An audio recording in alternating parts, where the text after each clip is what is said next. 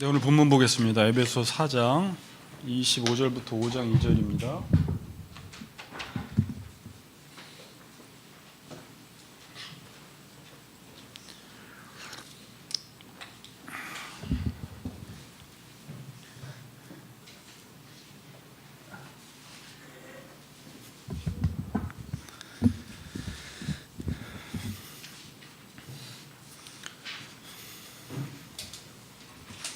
자, 25절부터 5장 2절까지 또 한 번 더 교독하겠습니다. 그런즉 거짓을 버리고 각각 그 이웃과 더불어 참된 것을 말하라. 이는 우리가 서로 지체가 됨이라.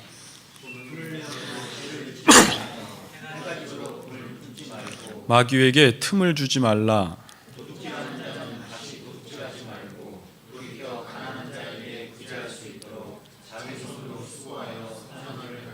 무릇 더러운 말은 너희 입 밖에도 내지 말고 오직 덕을 세우는 데 소용되는 대로 선한 말을 하여 듣는 자들에게 은혜를 끼치게 하라.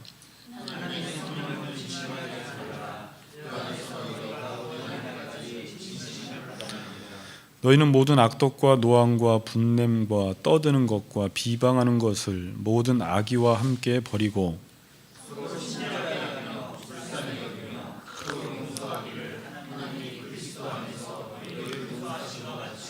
그러므로 사랑을 받은 자녀같이 너희는 하나님을 본받는 자가 되고 너희를 사랑하신 것 같이 너희도 사랑 가운데서 행하라. 그는 우리를 위하여 자신을 버리사 향기로운 제물과 희생 제물로 하나님께 드리셨느니라.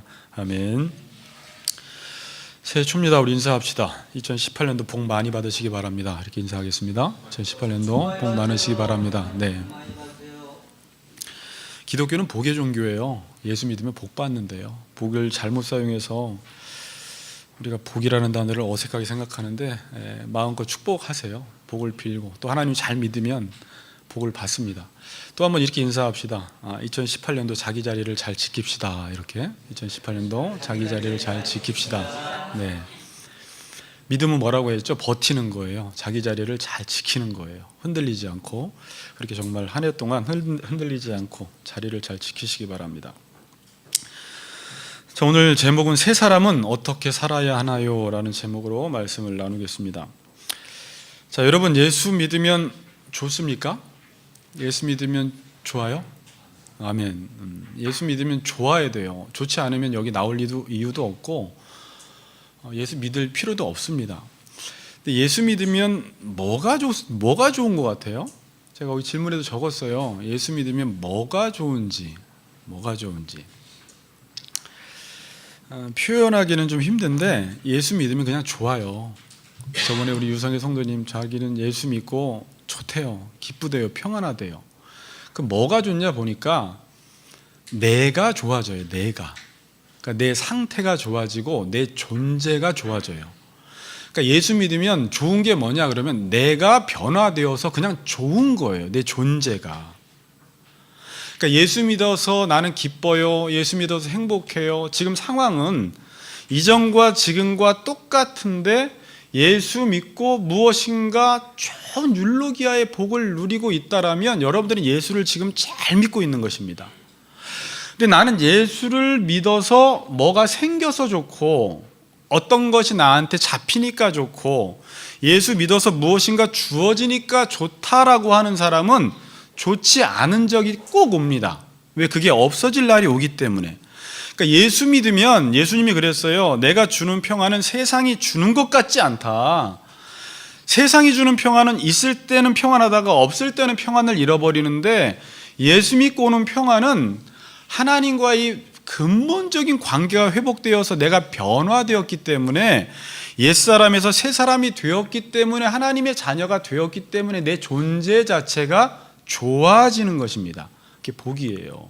그게 예수 믿고 좋은 거예요. 많은 사람들이 참 요즘 살아가면서 불행해하고 행복해하지 않습니다. 이유가 뭡니까? 이 논리로 가면요, 내가 변화되지 않아서 행복하지 않은 것입니다. 내가 새 사람이 되지 않아서 행복한 거예요. 사람들은 속고 있어요. 내가 무엇인가 얻고 무엇인가 쟁취하면 행복할 것 같은데 그런 방식으로는 행복은 오지 않아요. 우리가 불행한 이유는 내가 새 사람이 되지 않았기 때문에, 내가 변화되지 않았기 때문에 지금 행복하지 않은 것입니다. 기독교는 뭐냐면 사람을 행복하게 하기 위해서 사람을 바꾸어 버리는 게 기독교예요. 여러분에게 하나님이 행복을 주시려고 하나님이 여러분들을 구원시켜 주는 것입니다. 새 사람 만드는 것입니다. 이게 기독교예요. 어떤 목사님이 이런 말씀을 하셨어요. 제가 글을 읽다가 20에는 세상을 바꾸겠다고 돌을 들었고 30에는 아내를 바꾸어 놓겠다며 눈초리를 들었고 40에는 아이를 바꾸고 말겠다며 매를 들었고 50에야 바뀌어야 할 사람이 바로 나임을 깨닫고 들었던 것을 다 내려놓았습니다. 그래요. 우리도 들었던 것을 다 내려놓고 나부터 바꿉시다. 네. 이런 인사 합시다. 당신이 바뀌세요. 이렇게. 네. 몇 주 전에 제가 이런 책을 소개해드렸어요. 다스림을 받아야 다스릴 수 있다. 저는 이 책 제목을 좀 소개하려고 그러는 게 아니라 이 책 제목이 성경을 너무 잘 표현해 주기 때문이에요.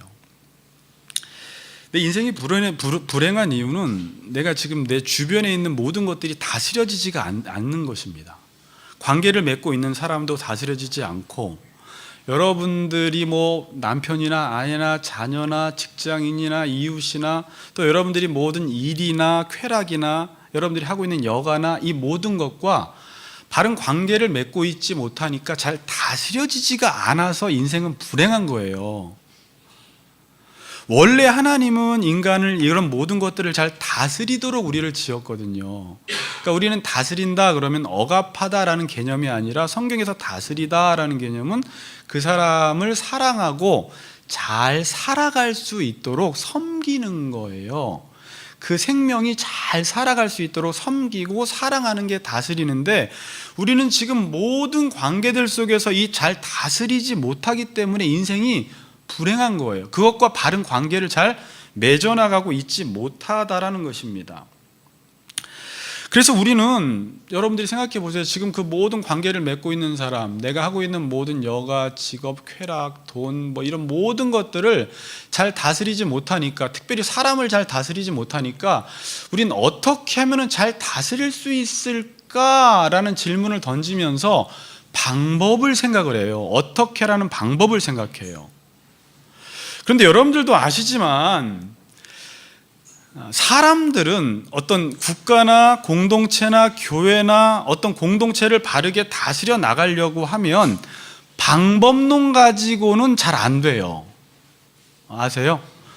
시스템을 바꾸고 조직을 바꾸고 법을 바꾸고 규정을 바꾼다고 해서 그 공동체가 좋아지지 않는다라는 것은 사회주의자들도 깨닫는 거예요.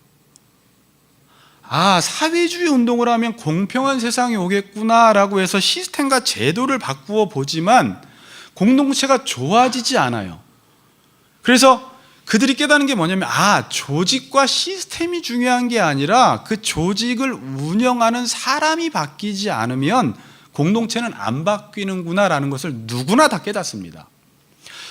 이 땅이 행복한 세상에 오려고 하면 민주주의를 도입해야 되느냐, 사회주의를 도입해야 되느냐, 교회는 뭐 장로회, 뭐 이런 것들 다 중요해요. 조직과 시스템은 중요한데 그 조직과 시스템을 운영하는 사람 자체가 바뀌지 않으면 아무리 좋은 시스템과 조직이라고 할지라도 어떻게 돼요? 그것을 사람이 악용을 해버려요. 자기에게 유리하게 사용한다라는 거예요. 편법을 사용해요.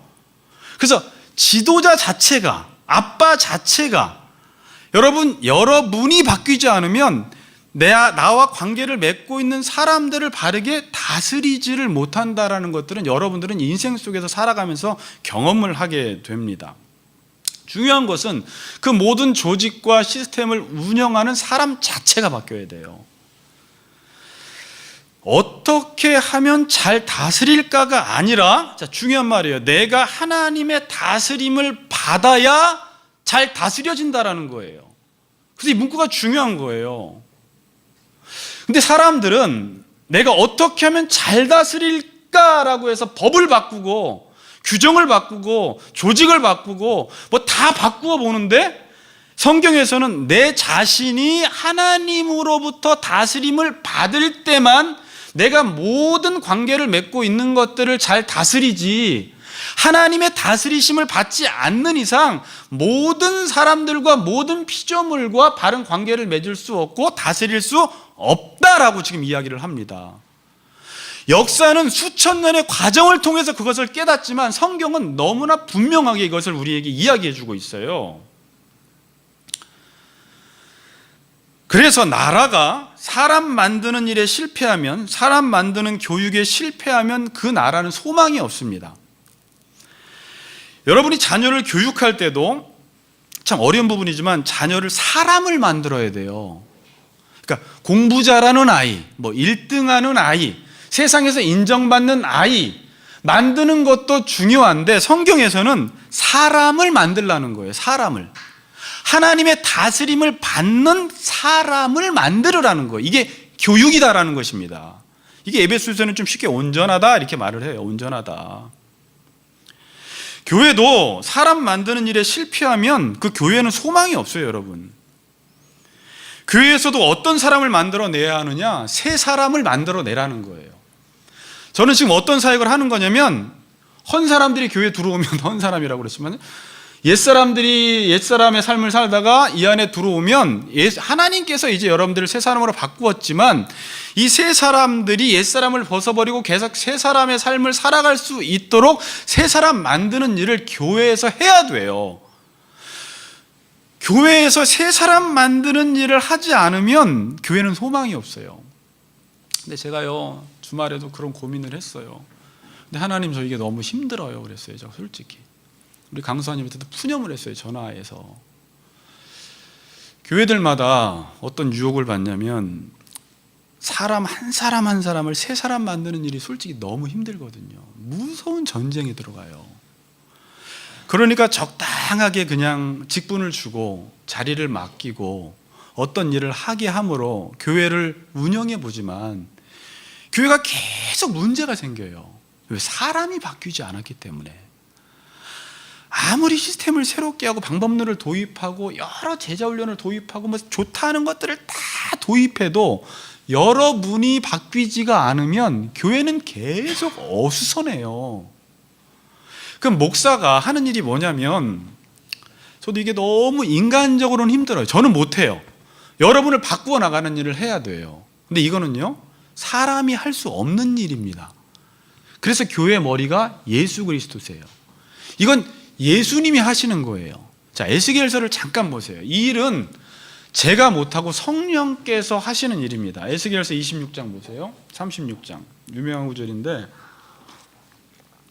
또 새 영을 너희 속에 두고 새 마음을 너희에게 주되 너희 육신에서 굳은 마음을 제거하고 부드러운 마음을 줄 것이며 또 내 영을 너희 속에 두어 너희로 내 율례를 행하게 하리니 너희가 내 규례를 지켜 행할지라.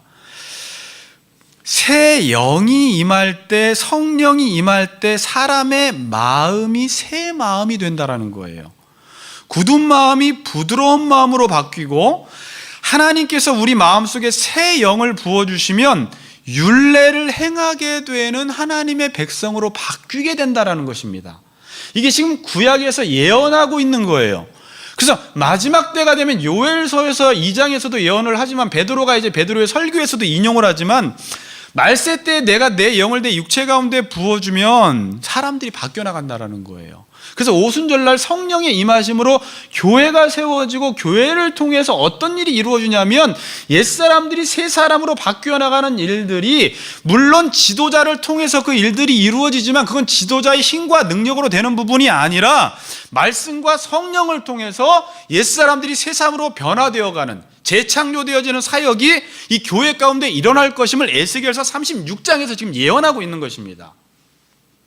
이건 제가 할 수 있는 일이 아니에요. 성령께서 이 일을 하세요. 그럼 새 사람은 어떤 사람이냐? 오늘 집사님도 기도하셨지만 의와 진리의 거룩함으로 지으심을 받은 새 사람. 의, 거룩, 이건 우리가 많이 다루는 건데 이건 말씀의 특징을 말하는 거예요. 말씀대로 살면 의로워져요. 말씀대로 사는 자체가 구별된 삶, 거룩한 삶이에요. 그럼 새 사람은 어떤 사람이냐? 쉽게 또 표현하겠습니다. 늘 듣던 말이라 쉬워요. 하나님의 말씀을 듣고 순종하는 사람을 아까 하나님의 다스림을 받는 사람이라고 제가 표현을 한 것입니다. 그럼 새 사람은 어떤 사람이냐? 하나님의 말씀을 듣고 순종하는 사람이 진짜 사람이에요. 그러면 말씀을 듣고 순종하지 않는 사람은 뭘까요? 물론 성경에서는 죽었다 그래요. 이건 고장난 사람들이에요. 망가진 사람들이에요. 그러니까 인간의 원형에서 벗어난 사람들이 말씀을 듣고 순종하지 않는 사람들은 인간인데 인간이 아닌 거예요. 그러니까 인간인데 망가진 인간, 하나님의 형상이 파괴된 인간, 그걸 가리켜 성경에서는 죽은 인간 이렇게 말을 하는 거예요. 그러니까 누가 진짜 인간의 완성품이냐? 우리 자녀가 다른 것들은 조금 부족한데 희한하게 하나님 말씀을 듣는 일에 그렇게 열심을 내고 말씀에 순종하려고 그렇게 의지를 발휘해서 노력을 하는 것 보면 희귀종이 하나 나타난 거예요, 여러분. 하버드 대학에 들어가는 것도 어려운데 진짜 인간은 어떤 사람은 늘 하나님의 말씀을 그렇게 갈급해하고 하나님의 말씀을 듣기를 원하고 하나님 말씀 듣는 것을 기뻐하고 또 그 말씀대로 살려고 하는 사람 보면 인간 하나가 나타났네 이거예요. 진짜 인간 하나 만들어지고 있는 것입니다. 근데 이 마지막 때가 되면 뭐가 없어져요? 이런 인간들이 사라져버리기 시작해요. 이게 타락한 거예요. 이런 인간이 없어져요. 그런 인간 같지 않은 인간들이 모여서 때로는 교회를 이루고 인간 아닌 사람들이 이 사회를 운영하고 대통령이 되고 국회의원이 되고 지도자가 되는데 아무리 좋은 법과 제도로 나라를 운영해 보려고 하지만 그 사람 자체가 바뀌지 않았기 때문에 모든 법조차도 편법을 악용을 하고 자기에게 유리하게 사용하고 나라가 안 바뀌어요. 그래서 이 개혁주의 신학에서는 앞으로 유토피아 안 와요, 여러분. 이 세상은 갈수록 악해져요. 점점 악해져요. 사단이 마지막 때가 되면 발악을 해요, 여러분. 믿는 자들까지 미혹하고 배교시켜버려요. 그래서 믿음을 지키라는 거예요. 다 믿음을 안 지키거든요.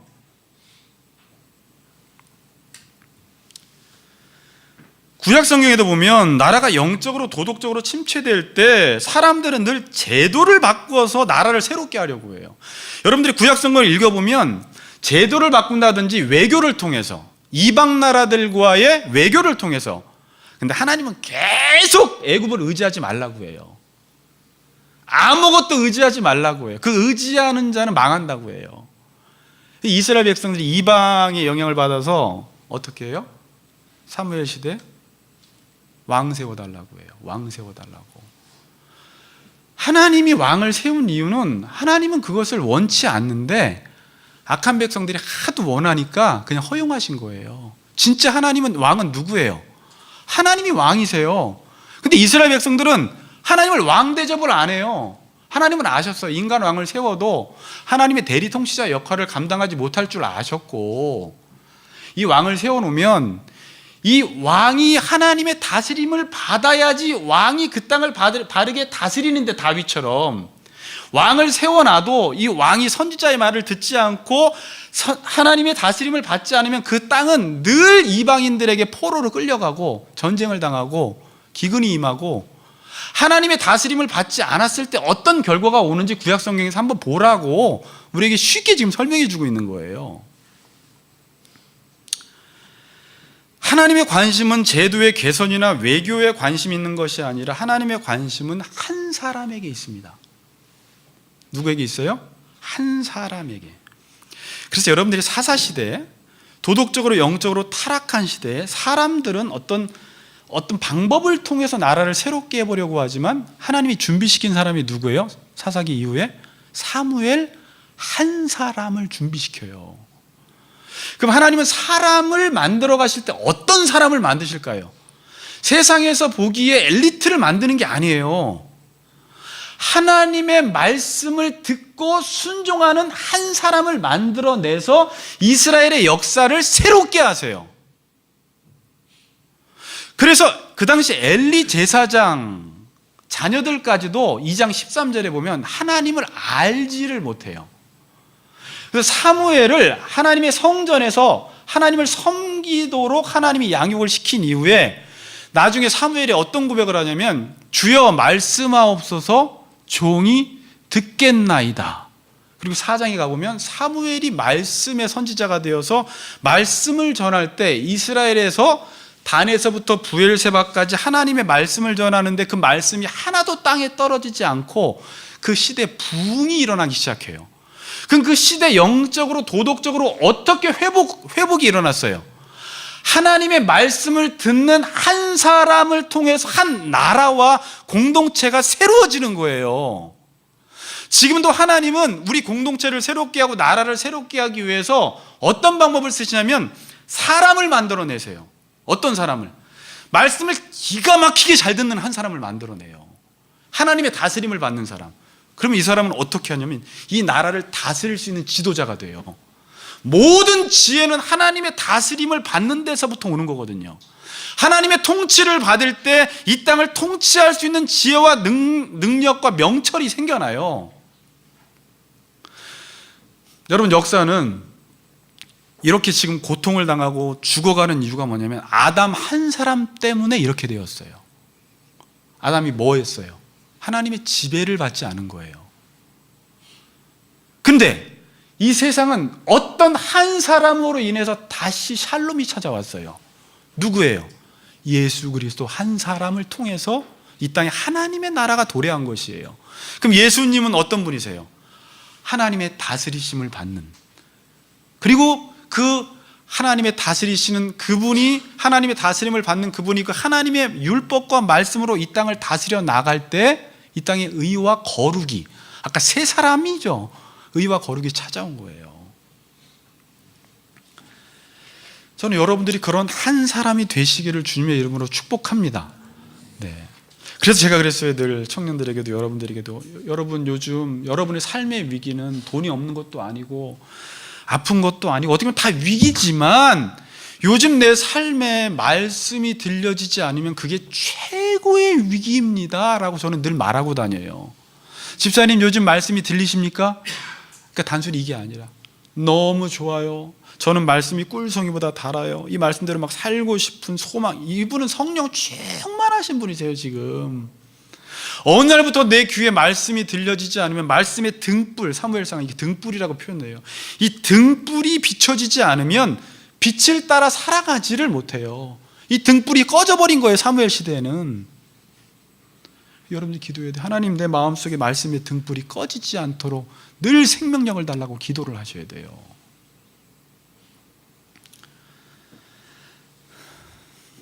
그리고 여러분들이 그 말씀을 듣고 순종하는 여러분이 그 사람이 되어야 합니다.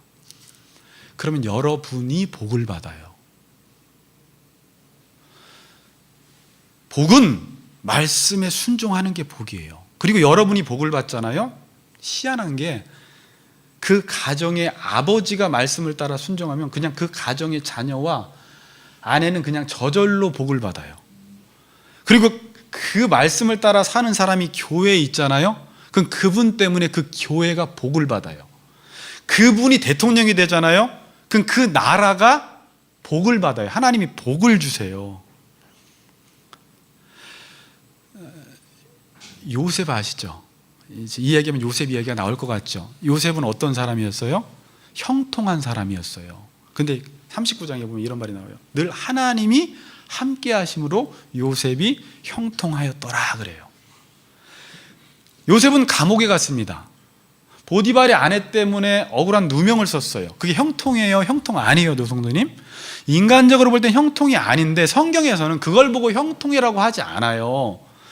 여러분 자녀들이나 다른 사람들이나 여러분들이 세상에서 모든 게 잘 풀리는 걸 우리는 형통이라고 이야기하는데 그게 말씀으로 그렇게 되지 않은 거면 그건 불통이 돼버려요. 복이 안 돼요. 그것 때문에 망하는 현상이 반드시 일어나요. 근데 요셉이 형통했다라고 하는 건 하나님이 함께 하셨기 때문에 감옥에서도 형통한 사람이 된 거예요.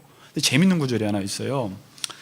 39장 5절에 보면 창세기 그가 요셉에게 자기의 집과 그의 모든 소유물을 주관하게 한 때부터 여호와께서 요셉을 위하여 그 애굽 사람의 집에 복을 내리심으로 여호와의 복이 그의 집과 밭에 있는 모든 소유에 미친지라. 뭐라고요?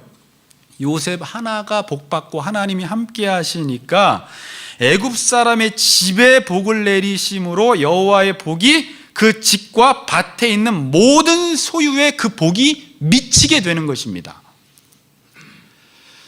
여러분들이 말씀을 사랑하는 목사를 만나면 복 받는 거예요. 그래서 여러분들이 저를 위해서 기도해 주셔야 되고, 제가 만약에 말씀의 다스림을 받지 않으면 여러분들을 잘 다스릴까요? 못 다스릴까요? 못 다스려요.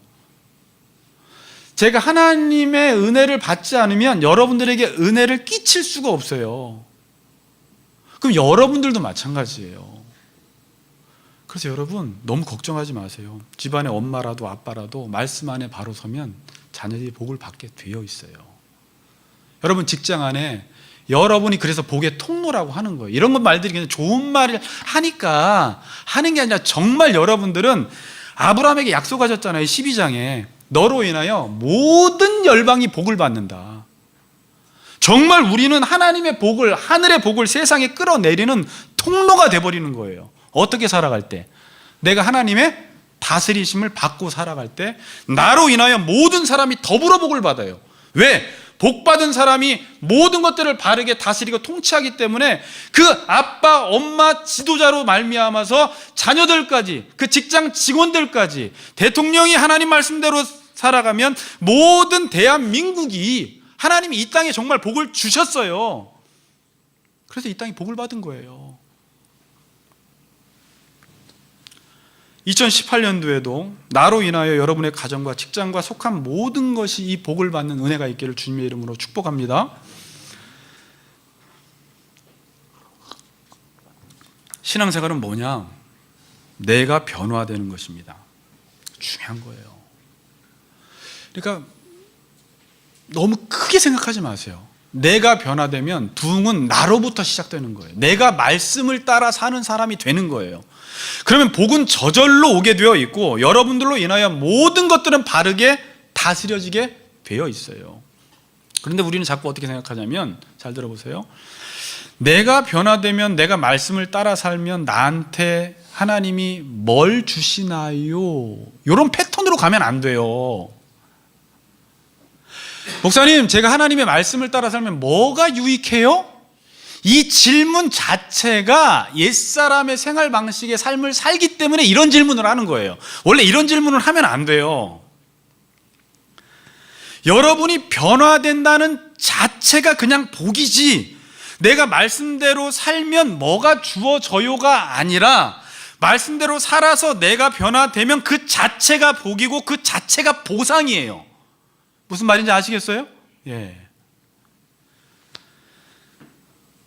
자, 오늘 이제 본문에 보면 거짓을 말하고 도둑질하고 분내고 비방하며 이렇게 사는 것이 좋은 거예요? 나쁜 거예요? 나쁜 거죠. 근데 사람들이 이렇게 살죠. 자, 그러면 의와 거룩을 따라 사는 것이 좋아요? 나빠요? 좋은 거죠. 근데 그렇게 잘 안 살죠. 왜 그런 것 같아요? 내가 의와 거룩을 따라 살면 내게 유익이 없을 것이라고 생각하는 거예요. 자, 이 패턴 잘 따라가 보세요. 근데 내가 도둑질하고 남을 비방하고 거짓말하고 좀 남 속이고 세상적인 꾀로 살면, 왜 그렇게 살면 안 되는 줄 알면서 왜 이런 불의한 삶을 자꾸 살아가느냐? 그렇게 살아가면 나한테 뭔가 잡히고 유익되는 게 있기 때문에 그 방식의 삶을 버리지 못하는 거예요. 근데 지금 성경에서는 너희들이 거룩하게 살고 의롭게 살면 그 자체가 복이라는 거예요. 그래서 옛사람의 삶의 그 패턴, 생각하는 패턴을 바꾸지 않으면 새 사람으로 못 삽니다. 목사님, 제가 교회 열심히 나오고요, 말씀대로 살면 그렇게 살아봤자 주어지는 게 없던데요? 이게 옛사람이니까 이런 질문 하는 거예요. 그런 질문 하면 안 돼요. 새 사람으로 살면 그 자체가 나한테 좋은 것입니다. 정직하게 살고 성실하게 살고 착한 질 하면서 살면 그 자체가 보상이에요. 자녀들이 그래요. 엄마, 나 일찍 일어나면 뭐 해줄 건데? 운동하면 뭐 해줄 건데? 뭘 해주는 게 아니라 그렇게 살면 자녀한테 좋은 것입니다. 얼마나 정직하게 살면 뭐 해줄 건데요? 정직하게 사는 자체가 좋은 것이라는 것입니다. 사람들이 이렇게 말해요. 정직하게 살면 손해를 보잖아요. 그래요. 자, 그럼 손해가 뭐예요, 여러분? 손해. 정직하게 살면 손해를 본다. 사람들은 정직하게 살면 나한테 무엇인가 유익이 되지 않고 손에 잡히지 않으니까 손해라고 하는데, 자, 성경은 그냥 정직하게 사는 자체가 복이다, 이렇게 말을 해요. 그래서 뭔가 유익을 따지는 사람은 정직을 버리면서까지 이 이익과 유익을 가져가는 방식으로 살아갑니다. 그래서 정직하게 못 사는 거예요. 나만 착하게 살면 누가 알아줘요? 이런 말 자주 하죠. 누구한테 알아주기를 바라는 마음 때문에 착하게 사는 게 아니라 착하게 살면 그 자체가 나한테 복이 된다라고 성경은 말하는 거예요. 자꾸 사람들이 옛사람의 삶을 사는 이유가 뭐냐? 그렇게 살면 자기한테 유리하다라는 거예요. 도둑질하지 말라고 하는데 지금 남의 물건 훔치는 것만 이야기하는 게 아니에요. 불법으로. 우리가 자꾸 왜 불법, 한국 사회가 지금 불법 사회가 됐는데 모든 것들에 대한 신뢰가 가지 않아요, 지금. 그렇죠? 네, 모든 게 다 불법이거든요. 그래서 믿지를 못해요, 지금. 불법 사회예요. 근데 성경에서는 도둑질하지 말래요. 그러면서 이런 말씀을 해요. 28절에 도둑질하지 말고 자기 손으로 수고하여 선한 일을 하라, 이런 말을 해요. 뭐라고요? 자기 손으로 수고하여 선한 일을 하라. 우리는 손으로 수고하지 않고 어떤 결과를 얻게 되면 이걸 대박이라고 이야기를 합니다. 성경에서 이걸 쪽박이라고 이야기해요. 성경에서는 우리는 이렇게 생각을 해요. 내가 손으로 수고해서 100만 원을 얻은 사람과 별로 수고하지 않고 100만 원을 얻었으면, 야, 너 어떻게 그렇게 했냐? 이걸 부러워해요. 이게 어떤 패턴이에요? 수고하지 않아도 무엇인가 결과가 좋으면 이 삶을 추구한다라는 거예요. 성경이 보는 건 뭘 봐요? 뭘 얻었느냐를 보는 게 아니라 네가 지금 도둑질을 해서 그것을 얻었느냐, 불법으로 얻었느냐, 손으로 수고해서 얻었느냐, 이걸 보는 거예요. 지금 손으로 수고해서 얻지 못했어도 손으로 수고한 삶을 살라는 거예요. 근데요, 손으로 수고하면 얻게 되어 있어요. 그래서 여러분, 세상 방식대로 살면 좋은 것 같은데 복이 안 되고, 하나님의 말씀대로 살면 좋은 것 같지 않고 느린 것 같은데 결국 그게 복이 돼 버려요. 그래서 믿음이 없으면 이렇게 못 살아요. 하나님은 뭘 잡았느냐 안 잡았느냐가 아니라 뭐라고요? 너가 손으로 수고했느냐 수고하지 않았느냐 자체가 세 사람의 삶의 방식이라는 거예요. 우리 생각이 많이 바뀌어야 되겠죠.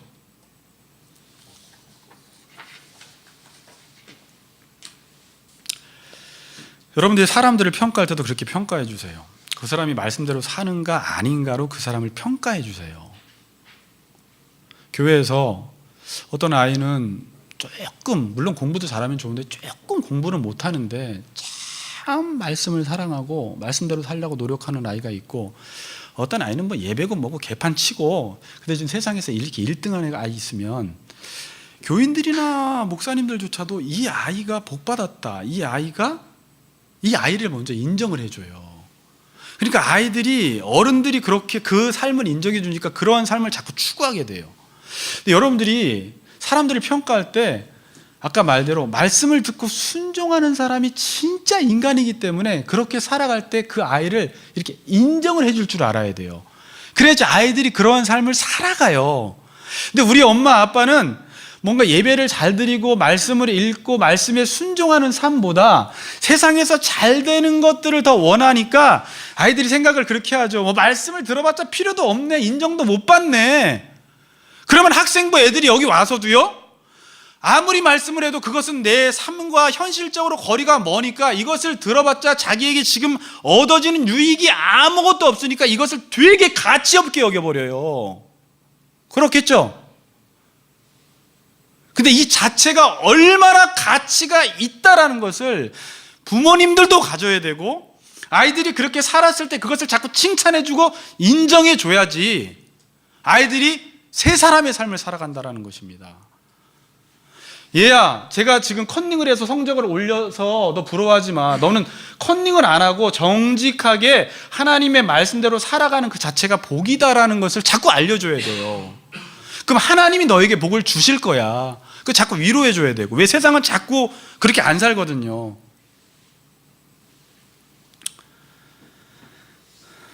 지금 인간들의 문제는 한 사람의 삶 자체의 가치를 두기보다는 삶은 어떻게 살아가든지 나한테 어떤 유익이 있느냐에 관심을 두는 것입니다. 그러면 공동체와 가정은 무너집니다. 여러분, 유익 따라가면 공동체 다 무너져요. 가정도 무너져요. 윤리에 초점을 맞추지 않고 유익에 초점을 맞추면 공동체는 무너져요. 어디에 초점을 맞춰야 돼요? 윤리에 초점 맞추라고요. 유익에 맞추지 말고. 여러분들도 내가 이걸 하면 나한테 어떤 유익이 올까 이런 생각을 가지고 봉사하지 마세요. 그냥 내가 봉사를 하고 아이들을 가르치고 섬기는 자체가 나한테 복이에요. 그냥 그거에 대한 대가, 물론 어렸을 때는 대가 줘야 돼요. 이번에 10년 개근하고 뭐 보상 주고 다 하긴 하는데 나중에 깨닫잖아요. 아, 저거 부끄러운 것이구나, 저걸 받는 게. 내가 교사해서, 내가 가르쳐서, 내가 리더를 해서, 내가 조장을 해서 내가 좋았구나, 내가 복을 받았구나, 내가 찬양 인도를 해서 내가 좋았다. 우린 근데 세상에서 무슨 일만 하면 돈 주세요, 이 패턴으로 가니까 하나님의 일을 하면서도 그렇게 일을 하려고 하는 거예요.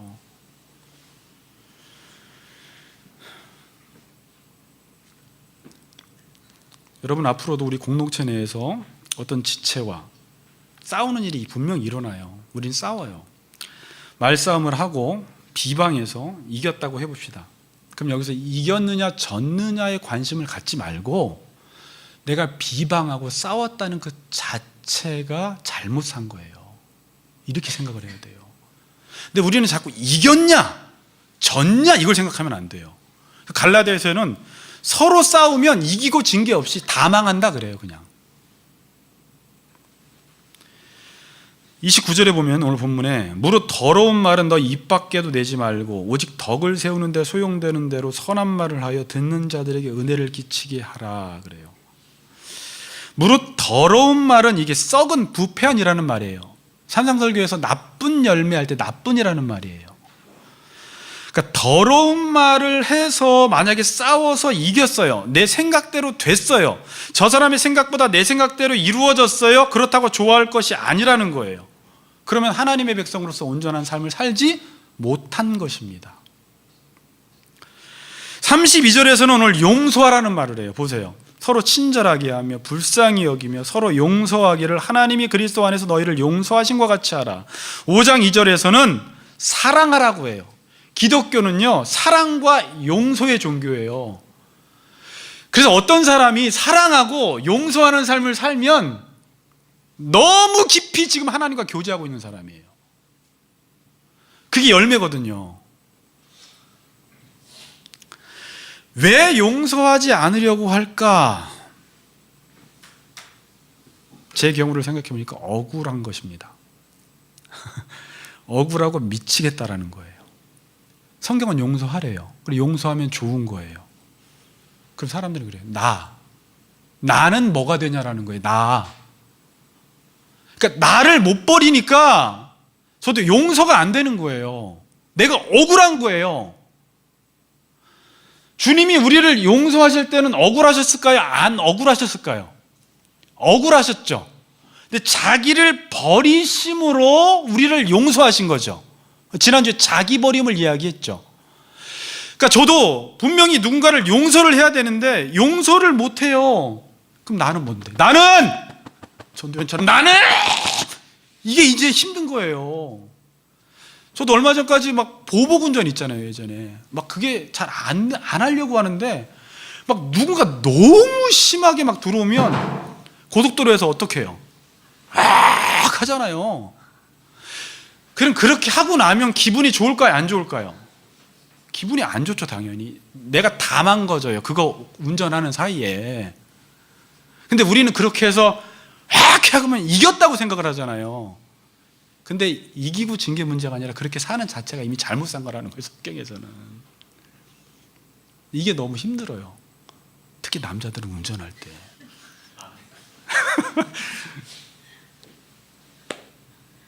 양보하면 되는데 나 때문에 안 되는 거예요. 나 때문에.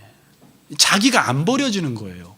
그냥 양보해버리면 쉽게 끝나요. 우리 나도 평화를 유지하고 분노도 일어나지 않고 옆에 있는 사람들도 편한데, 옆에 자식이 타고 있고 아내가 타고 있는데도 무섭게, 한 7, 8년 전이죠, 여보? 고속도로에서 한번 그랬던 적이 있어요.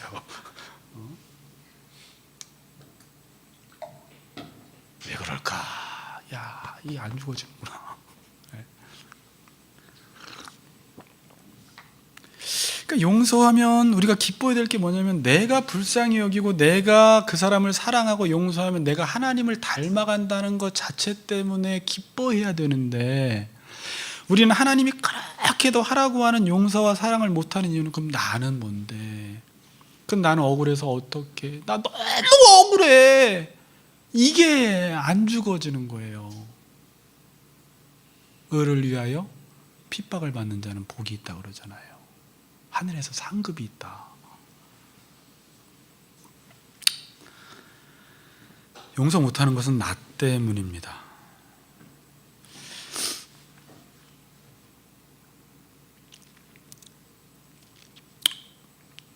우리는 취업 잘하고 어떤 아이가 승진하고 돈을 많이 벌면 참 그 사람을 위대하게 보는데요, 승진하고 돈 많이 벌고 세상에서 좋은 대학 가고 이런 사람보다 누군가 사람을 용서하고 그 사람을 사랑하는 것 보면 그 사람이 진짜 위대한 사람이에요. 그러니까 좋은 대학 가는 게 힘든 게 아니라 사랑하고 용서하는 게 힘든 거예요. 그러니까 그게 진짜 인간이에요. 지금 사람들은 다 자기를 위해서는요, 뭐 좋은 대학원, 대학교, 뭐 좋은 직장 얼마든지 열심을 내는데, 우리의 열심이 남과의 관계 속에서 용서하고 사랑하는 열심은 내지지를 않아요. 근데 이 방향이 틀어져서 남들이 사랑하지 못하는 사람 사랑하고 남들이 용서하지 못하는 사람을 용서하면 여러분들은 정말 새 사람으로 변화되어 가는 사람이에요. 그럼 그것 때문에 기뻐할 줄 알아야 돼요. 용서했구나 내가.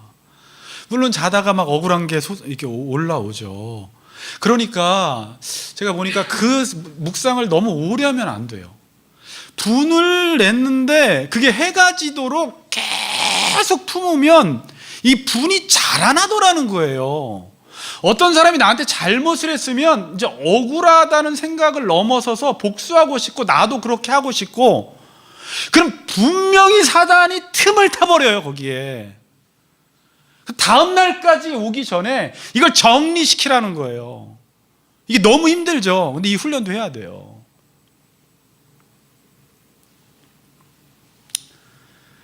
그래서 여러분들이 힘들 때는 기도해야 돼요. 그냥 그걸 생각 오래 하면 안 되더라고요. 기도해서 마음을 가라앉히고 하나님 말씀 듣고 찬양함으로 다시 위를 바라보셔야 돼요. 그럼 위에서 힘 주세요. 용서와 사랑하는 게 저는 그렇게 봐요. 실력 중에 실력이에요. 누군가 어떤 사람을 용서한다, 인간 하나 나타났다예요. 아무리 세상에서 다른 일 잘하는 것보다 이 사람이 훨씬 더 위대한 사람이에요.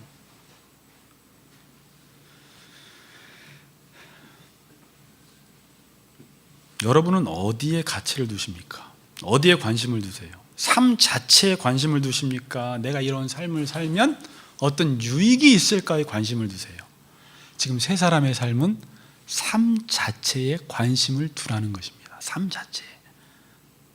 그걸 하면 뭘 얻는데요가 아니라 그렇게 살면 그게 세 사람의 삶이라는 것이고, 그게 의로운 삶이고 그게 거룩한 삶입니다.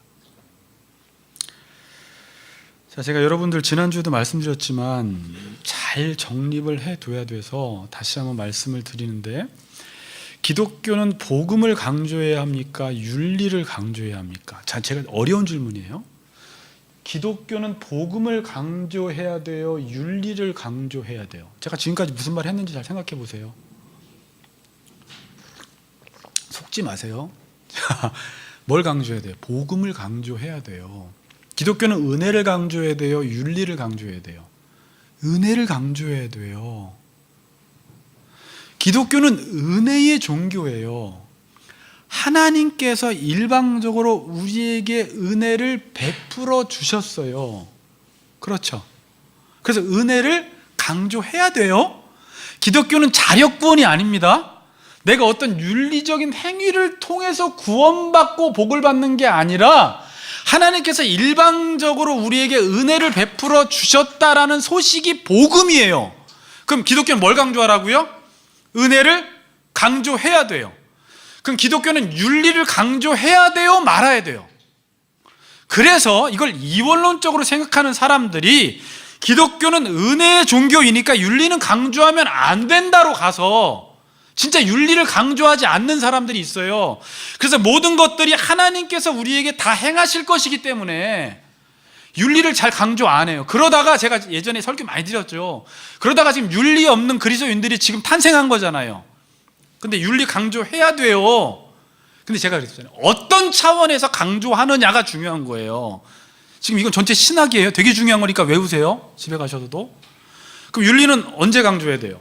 내가 옛사람에서 새사람이 되는 차원에서 윤리는 강조하면 안 되고, 옛사람에서 새사람이 되었기 때문에 새사람에 걸맞는 삶을 살아간다는 차원에서는 윤리를 강조해야 돼요. 그게 믿음과 행함이라는 거예요. 근데 이거를 은혜냐 윤리냐 이렇게 이분법적으로 나누면 안 돼요. 기독교는 은혜의 종교 맞아요. 그러나 여러분들이 은혜 받은 사람은 윤리적인 행위를 하게 되어 있어요. 아니 무슨 말인지 아시겠어요? 아멘? 되게 중요한 거예요. 그래서 지금 설교가 뭐예요? 다 윤리를 강조하는 거예요. 도둑질하지 마, 비방하지 마, 분내지 마, 떠들지 마, 사랑해, 용서해. 아니 무슨 기독교가 이렇게 율법주의야. 또 어떤 사람은 이렇게 말을 해요. 제가 그래서 만약에 요 설교만 딱 들은 사람은요, 아, 저 목사 율법주의자구나, 바리새인이구나, 알미니안이구나 이렇게 말을 하는 사람이 정말 있어요. 근데 제가 설교할 때 목사가 어떤 차원에서 윤리를 강조하느냐가 중요한 거예요. 저 목사가 지금 구원 얻는 방편으로 이걸 강조하느냐, 구원받은 이후에 성도의 삶의 차원에서 강조하느냐에 따라서 윤리가 강조하는 게 달라져요. 저는 지금 어떻게 강조하는 거예요? 새 사람이 되었으니까 은혜로. 은혜 받은 자는 이렇게 살아가야 된다는 거죠. 그런 차원에서 윤리를 강조해야 됐어요. 그런데 복음이 반쪽짜리라고 해서 은혜만 너무 강조하고 할렐루야 아멘 따다따다따 이렇게 한국교회가 이거는 막 너무 잘하고 막 감성적으로 신앙생활을 잘하는데 오늘 딱 보니까 윤리가 없어요. 그리고 하는 말이 하나님이 다 하실 것입니다. 권사님 우리 머리 숙여 기도합시다. 하나님이 뭘 다 하세요. 다 하셨지만 그건 우리 보고 하라는 거잖아요. 남편 문제 하나님이 다 하실 것입니다. 아닙니다. 지금 권사님이 가셔서 식사 대접하고 잘 섬기고 애들 챙기고 하라는 거예요. 용서하고.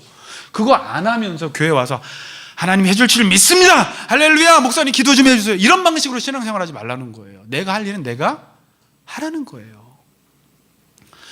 물론 여러분 지지난주에 설교한 거 있잖아요. 모세가 손을 들면 이스라엘이 이기고 손을 내리면 아말렉이 이기는데 칼싸움하는 사람이 없으면 손을 들어도 이길 수 있을까요? 없을까요?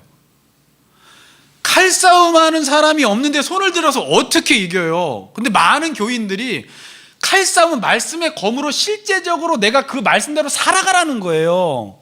칼싸움이라는 게 성령의 검이에요. 근데 자기가 그렇게 살아가지도 않으면서 금식하고 기도만 한다고 해서 칼싸움을 안 하는데 어떻게 그게 이루어져요?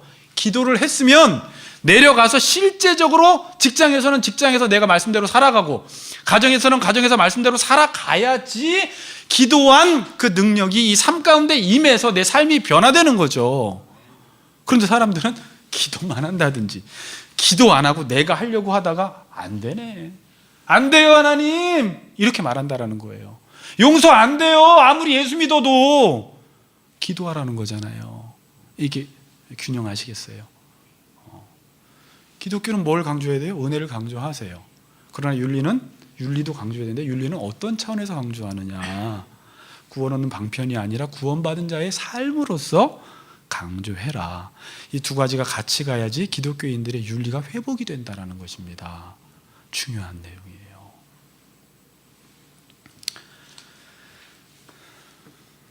그래서 지금 교인들이 윤리적인 부분에서 너무 약해요. 뭘 잘하는 줄 알아요?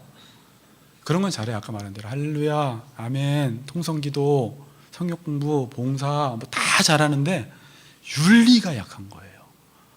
목사가 보복운전을 하고 있는 거예요. 그러니까 윤리가 약한 거예요. 훈련이 안 된 거예요. 지금 나 때문에 이거 못 버려서 다른 사람 용서를 못 하고 있는 거예요. 여기서 설교는 하는데 자꾸 옛날의 생각으로 생각을 해요. 저 사람이 저렇게 했으면 나도 저렇게 해야 되겠다. 왜 억울해? 아, 잠 안 와. 나는 기도원 가기보다는 이 복수를 하는 게 나을 것 같아. 막 이렇게 가는 거예요.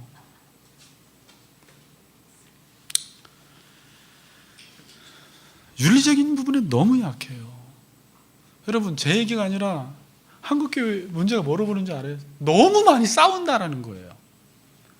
교회마다 안 싸우는 교회가 없어요. 다 싸워요. 막 할퀴고. 여러분, 싸운다라는 건 수준이 비슷하니까 싸우는 거예요. 애들끼리 왜 이렇게 자주 싸워요? 우리 중윤이 종혁이가? 수준이 비슷해서 그래요. 만약에 혁이가 3학년인데 종윤이가 지금 32살이면 혁이가 막 뭐라고 할 때 싸울까요? 아이고, 이렇게 하죠. 교회에서 자꾸 싸운다라는 건 수준이 비슷한 거예요. 비슷하지 않으면 안 싸웁니다. 체급이 같지 않으면 안 싸워요. 그래서 권투할 때, 격투기 할 때도 체급 다른 사람끼리 안 붙여요. 싸움이 안 되기 때문에. 그러면 교회 안에서 성숙한 사람이 있잖아요. 그 미성숙한 사람이 있잖아요. 그 미성숙한 사람은 그럴 수밖에 없는 경우가 있어요. 나이가 많아도. 그럼 성숙한 사람이 기다려줘야 돼요. 기다려줘야 돼요. 인내해줘야 돼요. 이 사람이 잘할 때까지. 그 상태 가지고 너는 안 되라고 해서 싸워버리면 계속 문제가 터져요. 누군가라도 한 사람이 더 세 사람으로 성숙한 사람이 있다면 기다려주고 인내해줘서 그 사람이 잘하게 해줘야 돼요. 그럼 이 사람이 나중에 깨달아요. 아, 그때 그 사람이 그렇게 나한테 베풀어 준 게 쉬운 게 아니었구나. 그 당시에는 모르는데. 그래서 제가 저번에 그랬죠. 로마서 15장에 믿음이 강한 자가 믿음이 연약한 자를 마땅히 담당해줘라. 이게 교회가 이렇게 하지 않으면 계속 싸운다는 거예요. 싸우는 거 보니까 수준이 같다.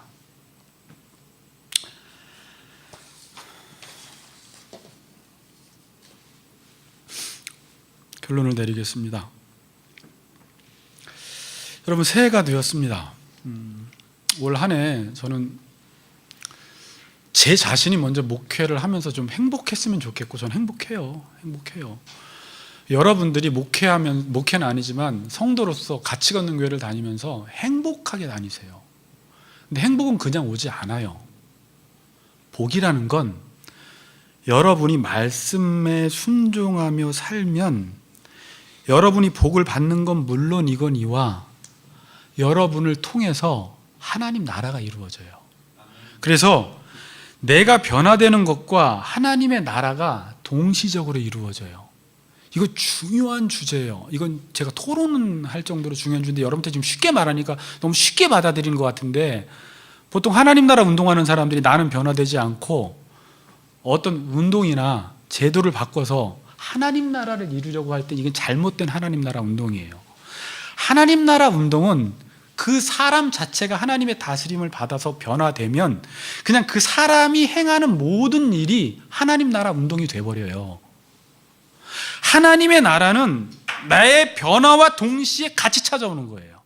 그래서 노성도님이 가정에서 하나님의 지배를 받고 말씀대로 살면 노성도님만 변화되어서 복을 누리는 것뿐만이 아니라 그 가정에 그냥 하나님 나라가 동시적으로 찾아오는 거예요.